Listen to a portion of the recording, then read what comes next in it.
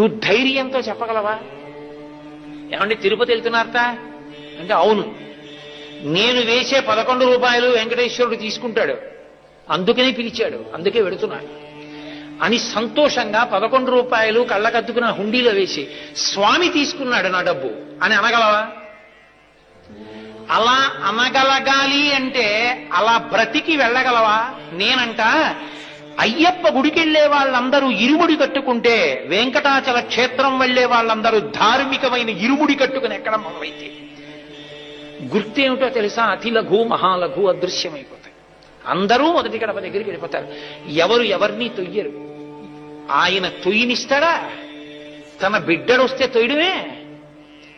అటువంటి స్వాగతం చెప్పి తన పాదాల దగ్గరికి తీసుకుంటాడు. నిజంగా అలా తొయ్యడమే జరిగిందనుకోండి ఆయన ముందు, ఆయన ఆగ్రహాన్ని తట్టుకోగలడా?